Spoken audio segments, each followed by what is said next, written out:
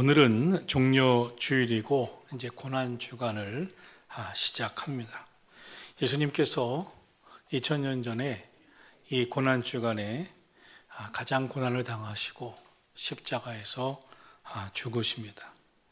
그런데 이 종료 주일에 예루살렘에 입성하실 때 종려나무 가지를 흔들고 호산나 호산나 주님을 환영하던 이들이 이제 예수님을 십자가에 못 박으라고 하게 됩니다. 그리고 예수님은 온갖 고난, 배신, 아픔을 겪으시는 고통을 당하셨습니다. 그리고 그 고난 끝에 우리를 구원해 주시고 십자가에서 죽으신 후에 다시 부활하셔서 부활의 소망을 주셨습니다. 이번 주간은 우리를 위해 오신 예수님의 십자가를 바라보는 한 주간 되기를 진심으로 축원합니다. 내일부터 시작되는 고난주간 새벽 기도회와 금요일에 열리는 성금요일 기도회, 부활절 촛불 새벽 기도회, 부활절 예배, 바라기는 예수님의 십자가 구원의 은혜와 부활의 축복이 여러분 영혼에 더 크게 와닿게 되시고 여러분 가정에 하늘의 은총과 축복이 임하는 복된 한 주간 되시기를 예수님의 이름으로 축원합니다. 우리 함께 인사하겠습니다. 주의 이름으로 사랑하고 축복합니다. 주의 이름으로 사랑하고 축복합니다. 서양에서는 어머니들이 시집가는 딸에게 진주를 선물하는 풍습이 있습니다. 왜 하필이면 진주를 주는가 하면 진주가 만들어지는 생성 과정에 그 의미가 있기 때문입니다. 진주는 땅에서 캐내는 보석이 아닙니다. 바닷속 조개 안에 들어간 모래알이나 작은 돌멩이가 조개 안에서 진주라고 하는 보석으로 만들어지는 보석입니다. 조개 안에 어쩌다 모래알이 들어오면 그때 조개는 두 가지 중에 하나를 선택하게 됩니다. 하나는 모래알을 그대로 두고 함께 죽어가는 것입니다. 모래알이 들어와 조개의 살을 찌르고 상처를 줄 때 그대로 놔두면 모래알로 인해서 조개의 살은 더욱 결국 썩기 시작하면서 서서히 죽어가는 겁니다. 또 다른 하나는 자기 몸속에 들어온 모래알이 조개의 살을 찌르고 상처를 줄 때 진액을 만들어 계속 덮고 감싸고 다시 덮어 싸면서 그 모래알이나 작은 돌멩이를 진주로 만들어 가는 것입니다. 이때 조개는 낙하라고 하는 물질을 생성해서 모래알을 감싸는데 낙하가 많이 덮이고 또 덮이고 쌓이면 진주가 큰 값비싼 진주가 되고 이 낙하가 조금 덮여지면 작은 진주가 되는 겁니다. 그런데 하루 이틀이 아닙니다. 한 달, 두 달이 아닙니다. 1년, 2년 계속해서 감싸고 덮어가는 가운데 되어지는 것이 진주입니다. 조개가 낙하라고 하는 그런 진액을 생성하면서 모래알을 감싸는 것은 이 조개가 살아내기 위한 행동입니다. 그런데 그게 진주가 되는 것입니다. 조개의 살 속에 들어온 모래알처럼 우리 삶에도 이런저런 시련도 들어오고 또 고통이 찾아오고 시험이 옵니다. 그래서 많은 사람들이 이 시험에 빠집니다. 시련에 무너집니다. 마치 모래알로 조개가 고통스러워하다가 때론 죽어가는 것처럼 말입니다. 그때 조개는 힘들더라도 낙하를 생성하며 감싸고 진액을 덮어 진주를 만들든지 아니면 그 상처를 방치하고 함께 더불어 병들다 죽어가야 하는 것을 선택하는 것처럼 우리 인생도 내 삶의 아픔과 상처와 시험 앞에 인생의 결정을 하고 선택을 해야 합니다. 여러 가지 시험을 당하게 되는데 시험을 만났을 때 힘들더라도 이겨내기 위해서 힘쓰고 노력해서 승리하든지 아니면 방치하다가 시련과 시험에 무너지고 결국 쓰러져 실패하는 인생이 되든지 하게 되는 것입니다. 여러분은 어떻게 살고 있습니까? 어떻게 살아내고 싶습니까? 오늘 주신 말씀 마가복음 14장 38절에서 예수님은 시험에 들지 않게 깨어있어 기도하라고 말씀하셨습니다. 예수님의 말씀이 무엇을 의미합니까? 인생에는 수 없는 시험이 찾아온다는 것입니다. 그런데 그 시험에 무너지지 않으려면 깨어 있어야 한다는 것입니다. 깨어 기도해야 한다는 것입니다. 시험이 없는 날 없습니다. 살아가는 동안 늘 우리는 시험을 만납니다. 삶이 시험이기 때문에 그렇습니다. 시험은 일평생 계속됩니다. 우리는 시험을 피할 길이 없습니다. 그런데 그 시험을 잘못 다루면 인생은 실패합니다. 망합니다. 어렵습니다. 결코 자만해서는 안 됩니다. 세상을 살다 보면 참 능력 있는 사람 많습니다. 실력 있는 사람 많습니다. 저 사람은 승승장구하고 그 실력, 능력 때문에 반드시 성공할 거라고 보여집니다. 그런데 그 실력과 능력과 무관하게 실패하는 사람도 꽤 많습니다. 시험에 무너지기 때문입니다. 시험에 실패하기 때문입니다. 시험에 실패한 결과는 너무나 안타깝습니다.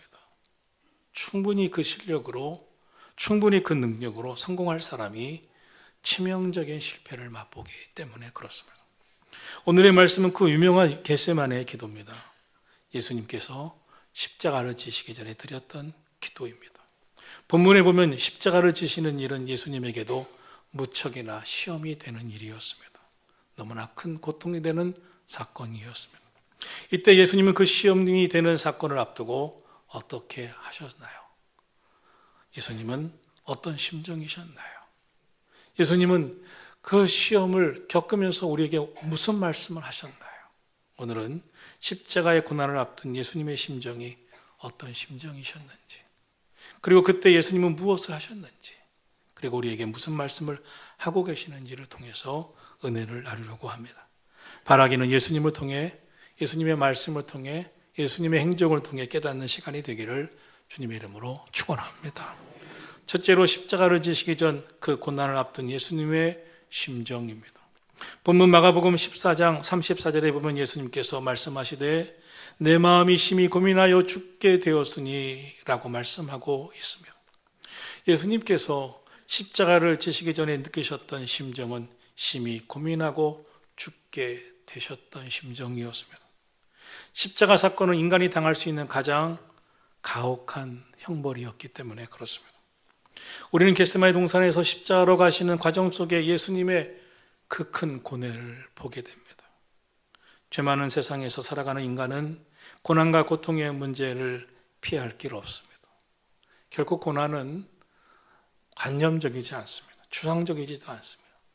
고난은 정말 실제입니다. 가슴 파입니다. 가슴이 무너집니다. 너무나 지칩니다. 너무나 고통스럽습니다. 이 고난과 고통은 살아가면서 실제로 경험하는 그 아픔입니다.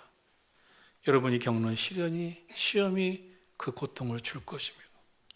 그때 밀려오는 고난을 해석하기도 참 어렵습니다. 사람마다, 문제마다 당하는 고통의 종류와 내용, 깊이가 다 다르기 때문에 그렇습니다. 고난의 문제 결코 가볍지 않습니다. 그래서 사람들은 각각 자신의 고난을 가볍게 여기는 사람, 그 정도도 못 이겨라고 말하는 사람들을 보면 막 화가 납니다. 내가 얼마나 아픈데, 내가 얼마나 힘든데, 내가 얼마나 고통스러운데. 누구든지 저마다 겪는 고통 그 안으로 깊이 들어올 수 있는 사람은 많지가 않기 때문에 그렇습니다. 기독교의 중심에는 항상 십자가가 있습니다. 예수님의 십자가 고통이 있기 때문에 그렇습니다. 그래서 기독교는 결코 가벼운 종교가 아닙니다. 여러분, 이 세상을 살아갈 때 고난을 제대로 이해해 줄 수 있는 사람이 얼마나 있을까요? 내 인생의 고난을, 내 고통을, 내 아픔을 제대로 이해해 줄 수 있는 사람 한 사람만 만나도 살만합니다. 그런데 세상에서 나의 고통과 나의 아픔을 이해해 줄 수 있는 사람을 만나기 쉽지 않습니다. 그런데 예수님은 나의 고난을 아십니다. 왜냐하면 예수님이 당하신 고난이, 십자가가 너무나 큰 고통이고 고난이었기 때문입니다. 예수님은 고난을 아시는 분이십니다. 우리의 고통을 이해하실 수 있는 분이십니다. 살다 보면 때때로 그 누구도 나와 같은 고통을 이해할 수 없을 것이라고 여길 때가 많습니다. 그래서 막 괴롭습니다. 답답합니다. 이 답답한 심정 어디에다 호소할 길 없습니다. 그때 여러분, 예수님께로 나오시기를 축원합니다. 세상 그 어떤 사람도 나의 아픔, 나의 고통을 다 할 수 없지만 예수님은 우리의 고난을 아시기 때문입니다. 왜냐하면 예수님은 십자가를 지셨기 때문입니다. 본문 34절에서 예수님은 내 마음이 심히 고민하여 죽게 되었으니라고 말씀하고 있습니다. 큰 문제가 닥쳐왔을 때, 절망적인 사건이 찾아올 때 우리가 느끼는 심정이 무엇입니까? 죽을 것 같다는 것입니다. 내가 심히 고민하여 죽게 되었다. 죽을 것 같다. 십자가를 앞둔 예수님의 심정이 그러했습니다. 심히 놀라셨고 극도의 슬픔이었고 그 고민 때문에 죽을 것 같은 마음이었습니다. 예수님은 당신이 당한 고난에 대해 자신의 심경을 감추거나 포장하고 계시지 않습니다. 솔직하게 하나님 앞에, 제자들 앞에 드러내고 계십니다. 십자가 앞에서 당신의 마음을, 생각을, 감정을 그대로 노출하고 표현하고 계십니다. 그리고 말씀하십니다. 아버지는 모든 것이 가능하시오니 이 잔을 내게서 옮기시옵소서. 너무 솔직하십니다. 예수님은 십자가를 피하고 싶으셨습니다. 예수님에게서 배우는 것은 솔직함입니다. 마음에 있는 것을 그대로 고백하는 솔직함입니다. 우리는 우리의 소원이나 갈망만을 표현하는 것을 기도로 여길 때가 많습니다. 아닙니다. 기도는 우리의 감정까지, 내 마음까지, 내 속 깊은 그 내면까지 다 쏟아내는 것입니다. 그것이 통곡입니다. 자신의 진심을 드러내지 않으면, 자신의 속 깊은 마음을 드러내지 않으면 그것은 기도가 아닙니다. 그래서 기도는 울부짖음이 나옵니다. 통곡하는 큰 소리로 울부짖는 기도가 나오는 게 기도입니다.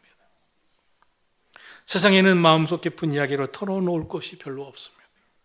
괜사리 내 마음속 깊은 이야기를 털어놓고 말하다가 그것이 나쁘게 악용되고 소문나기 때문에 그렇습니다. 하지만 하나님 앞에 나아갈 때는 다릅니다. 하나님 앞에서는 내 겉옷을 벗어도 됩니다. 우리의 마음을 드러내놓고 속 깊은 감정을 표현하고 부르짖어도 됩니다. 예수님은 바리새인들의 기도에 문제가 있다고 말씀하셨습니다. 진실하지 않다고 하셨습니다. 미사여구, 많이 꾸며진 포장된 기도였기 때문에 그렇습니다. 진실하고 솔직하고 영혼 깊숙한 곳에서 드러내지 못했던 기도였기 때문에 그렇습니다. 그러므로 주님 앞에서는 힘들면 힘들다고 고백하는 겁니다. 하나님, 나 너무 힘들어요. 나 너무 괴로워요. 하나님 앞에서 괜찮아 보이려고 할 필요가 없습니다. 하나님 앞에서 자존심 세울 필요도 없습니다. 예수님도 그렇게 기도하셨습니다. 내 마음이 심히 고민하여 죽게 되었다. 이것이 십자가 앞에 계셨던 예수님의 마음이었습니다. 둘째로 예수님의 십자가 고난을 앞에 둔 행하신 일은 무엇이었나요? 주님의 십자가 사건을 앞두고 기도를 택하셨습니다. 본문 마가복음 14장 32절에 보면 예수님이 겟세마네라 하는 곳에 이르러 제자들에게 이르시되 내가 기도할 시간에 너희는 여기 앉아 있으라 말씀하십니다. 하나님의 아들로 이 땅에 오신 분이시기 때문에 담담히 십자가를 맞이했을 거라고 하는 생각, 그렇지 않습니다. 육신의 몸을 입고 오신 예수님은 십자가가 그렇게 가벼운 것이 아니었습니다. 그래서 본문 36절에 보면 이르시되 아빠 아버지요, 아버지께서는 모든 것이 가능하시오니 이 잔을 내게서 옮기시옵소서. 그러나 나의 원대로 마시옵고 아버지의 원대로 하옵소서라고 기도하셨습니다. 이 잔이 의미하는 게 무엇입니까? 십자가 처형입니다. 십자가 처형을 통해서 저와 여러분 만민을 구원하시는 구원의 은혜 사건입니다.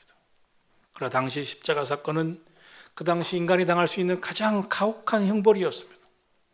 그래서 예수님이 십자가 형벌을 앞에 두고 너무나 죽을 것 같은 심한 고민이 있으셨고 심지어 이 잔을 옮겨달라고 할 정도였습니다.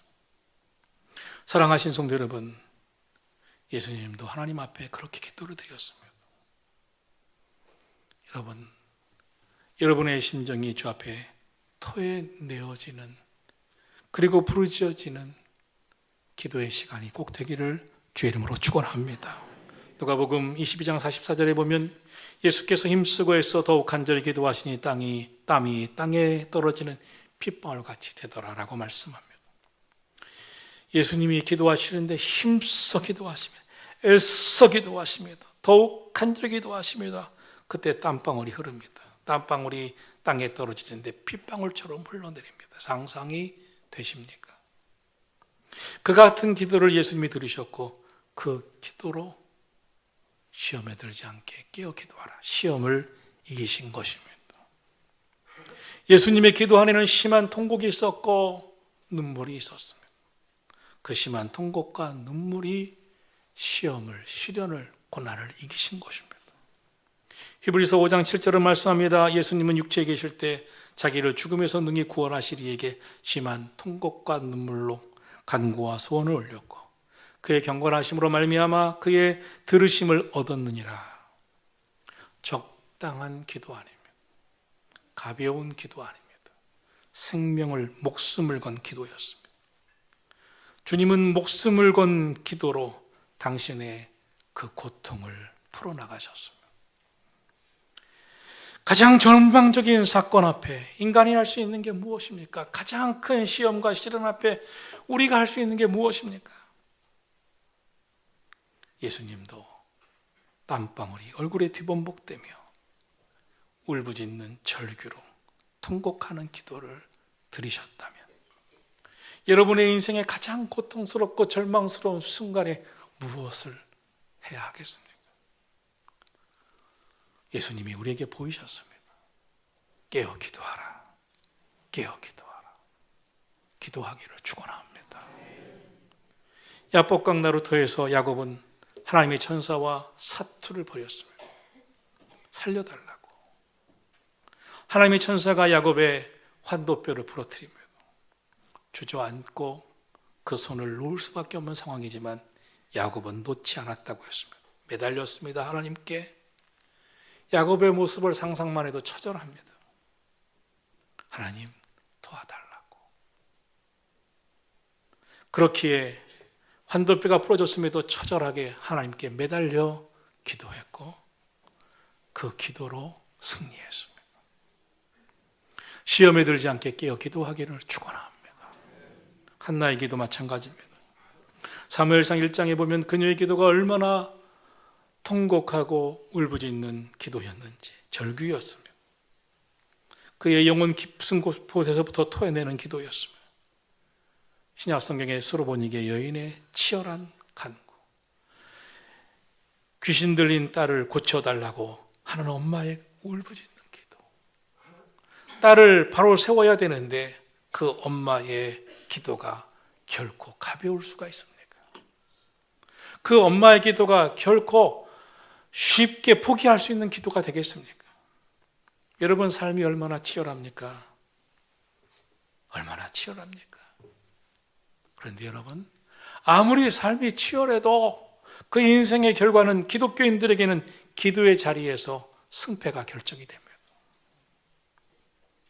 깨어 기도하는 사람은 인생에 하나님의 은혜의 손길을 경험합니다. 그래서 주님 말씀하십니다. 시험에 들지 않게 깨어 기도하라고.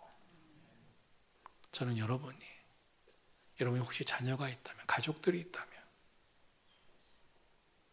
여러분 인생의 치열함 앞에서 무너지지 마시고 오늘 예수님이 우리에게 말씀하고 보여주셨던 시험에 들지 않게 깨어 기도하기를 주의 이름으로 축원합니다. 자녀를 보면서 한숨만 쉬고 인생을 통해서 괴로워하기만 하고 절망만 하는 인생이 아니라, 그런 식의 크리스찬이 아니라 오늘 예수님이 보이셨던 그 기도가 우리 성도들에게 있기를 주의 이름으로 축원합니다. 반면에 제자들은 깊이 잠들어 있었습니다. 예수님의 모습과 딴판이었습니다. 예수님은 겟세마네 동산에서 기도하면서 치열하게 사투를 벌이는 그 순간, 그러면서 승리의 길로 나가는 그 순간, 제자들은 깊이 영적인 잠에 빠져 실패의 그 늪으로 빠져 들어갔습니다. 여러분, 이 시간 기도의 자리를 점검해 보십시오. 여러분의 신앙의 자리를 점검해 보십시오. 눈물이 말라버린 기도, 미지근한 기도, 애절함이 사라진 기도, 그 기도는 영원히 잠들어 있거나 영적으로 죽어 있을 가능성이 높습니다. 기도는 내 영혼의 상태를 그대로 보여주는 것입니다. 그래서 기도는 이미 그 기도에서 우리의 미래는 결정되는 것입니다. 그리스도인들은 기도하는 것을 보면 기도의 내용에서, 기도의 삶에서 이미 그 삶이 결정되는 겁니다.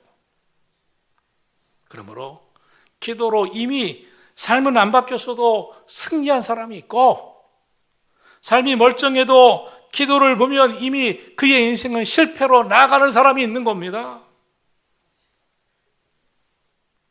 예수님은, 하나님은 모든 것이 가능하시지 않습니까? 이 잔을 옮겨달라고 기도합니다. 그러나 예수님의 기도는 바뀌어갑니다. 나의 원대로 마시옵고 아버지의 원대로 하시옵소서. 예수님의 기도는 하나님 아버지의 뜻에 대한 완전한 순종입니다. 이것은 낙심, 좌절, 절망이 아닙니다. 예수님의 기도를 통해서 우리가 배워야 할 게 있습니다. 내 생각만 성취되고 내 뜻만 이루어지는 것이 아니라 하나님 아버지의 뜻을 이루는 기도입니다. 히브리서 5장 8절은 말씀합니다. 그가 아들이시면서도 받으신 고난으로 순종함을 배워서 온전하게 되셨은즉 자기에게 순종하는 모든 자에게 영원한 구원의 근원이 되셨다고 말씀하고 있습니다. 예수님이 순종함을 배워서 순종하는 모든 자에게 본이 되셨다고 하는 것처럼 오늘 저와 여러분의 기도에도 하나님의 뜻을 찾아가는 기도, 그 뜻에 순종하는 기도가 되기를 예수님의 이름으로 축원합니다. 예수님은 당신의 고집스러운 뜻이 아닌 하나님 아버지의 뜻을 따라갔습니다. 그 예수님의 기도를 배워야 합니다. 내 인생의 최종적인 선택, 최종적인 결정, 최종적인 은혜는 하나님 아버지께 맡기고 나아가야 합니다. 그것이 신앙입니다. 하나님의 원하심을 받아들이는 것입니다. 하나님의 구원의 역사를 이루기 위해 십자가를 지시기로 결단하신 예수님, 겟세마네의 그 기도로 보여주신 그 은혜, 기도의 철정은 하나님의 뜻을 이루는 것입니다. 오늘 우리의 기도가 하나님의 뜻을 이루는 기도가 되기를 축원합니다. 셋째로 예수님은 무슨 말씀을 하셨습니까? 38절입니다. 시험에 들지 않게 깨어있어 기도하라. 마음에는 원이로되 육신이 약하도다. 여러분에게 인생의 가장 무서운 것은 무엇입니까? 오늘의 질병입니다. 오늘의 물질 문제입니다. 오늘의 관계 문제입니다. 아닙니다. 성경은 영적인 잠이라고 말씀하고 있습니다. 영적인 잠에 빠지면 무슨 일이 일어날지 모릅니다. 가장 무서운 상태입니다. 위기를 위기로 느끼지 못하게 되는 상태. 그리스도인에게는 하나님 주신 영적인 감지가 있습니다. 하나님이 기도하게 하신다. 기도하면 승리할 것이다. 하나님이 함께 하신다. 하나님이 이기게 하신다. 그러나 영적인 잠에 빠지면 무슨 일이 일어나는지조차도 모릅니다.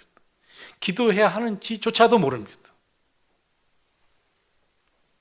왜 예수님이 저토록 고뇌에 찬 기도를 드리시는지, 왜 예수님이 저 절규하면서 기도를 하시는지 저들은 깊은 잠에 빠져 몰랐습니다.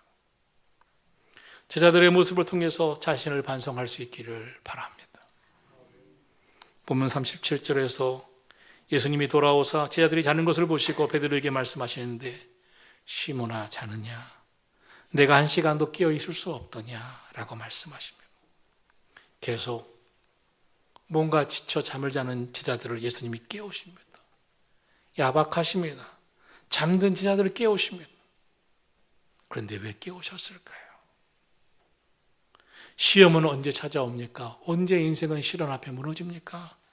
깨어 기도하지 않을 때입니다.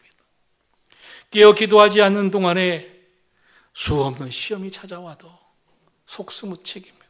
그러나 깨어 기도하는 동안에는 수많은 시험이 스쳐 지나가고 마는 것입니다. 시험도 넉넉히 이겨내는 것입니다. 그러므로 잠들고 있는 동안에는 속수무책이기 때문에 깨어라. 영적인 잠에서 깨어나라고 말씀하고 있는 겁니다. 깨어 기도하지 않고 잠들어 있던 제자들은 결국 혹독한 대가를 치릅니다. 큰 소리치며 장담하던 수제자라고 자청한 베드로는 힘없이 예수님을 부인하고 저주합니다. 다 하나같이 도망칩니다.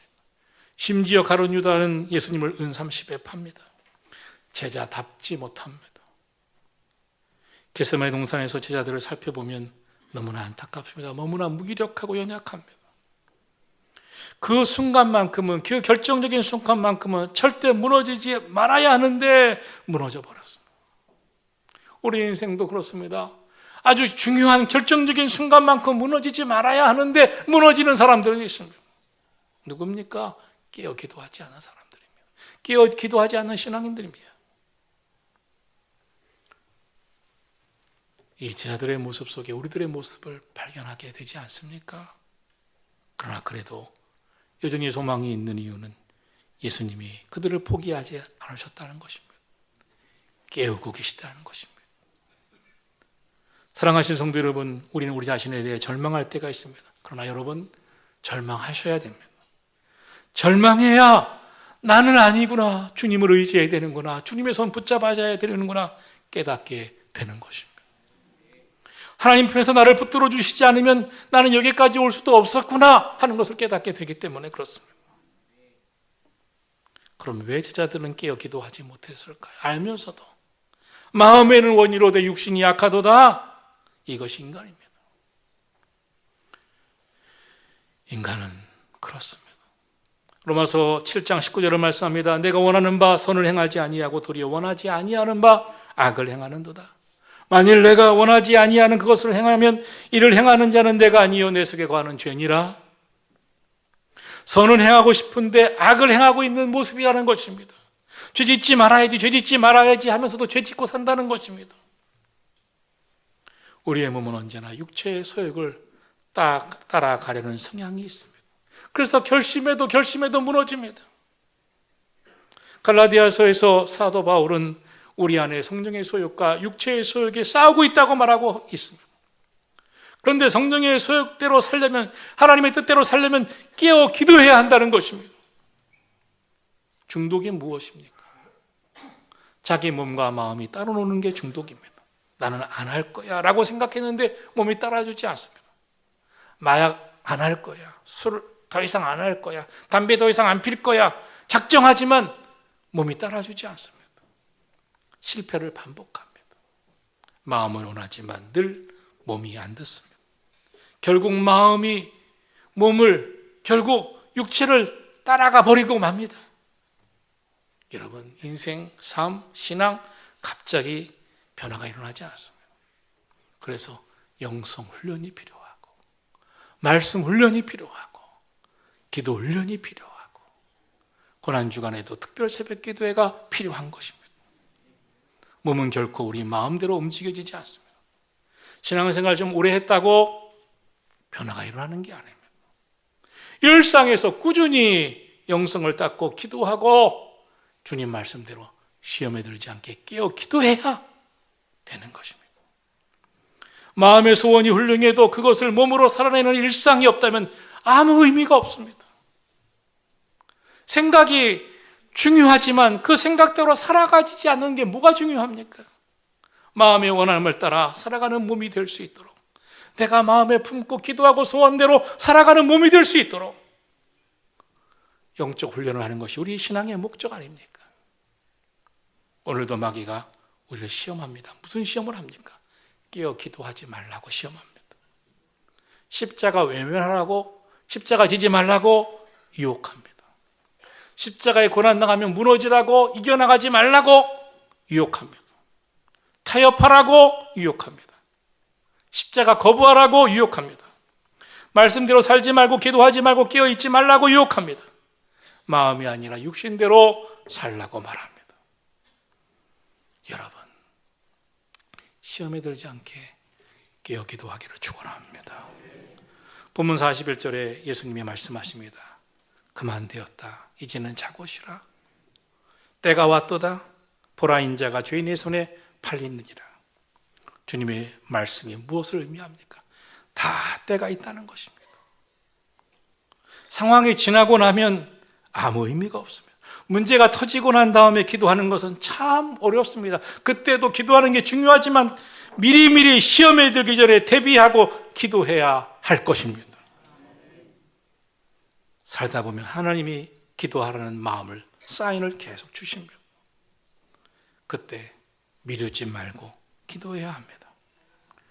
신앙생활 하다 보면 기도하라고 하는 말씀이 내 마음에 들어올 때, 내 귀에 들어올 때가 있습니다. 주님의 음성입니다. 미루지 말고 기도하셔야 합니다. 그때 기도하면 시험은 지나갑니다. 그때를 놓치면 나중에 후회합니다. 기도는 성령의 도우심이 필요합니다. 성령은 우리를 기도하게 하시되 깨어 기도하게 하시고 승리하게 하시는 줄로 믿습니다. 위기도 뛰어넘게 하시는 줄로 믿습니다. 제자들은 기도할 시간에 기도하지 못했습니다. 사랑하시는 여러분, 고난주간입니다. 지금은 시험에 들지 않게 깨어 기도할 때입니다. 이 한 주간 깨어 기도함으로 고난을 이기시고 시련을 이기시고 시험에 들지 마시고 부활의 승리를 주신 주님을 만나는 부활절 맞이하게 되기를 예수님의 이름으로 축원합니다. 기도하겠습니다.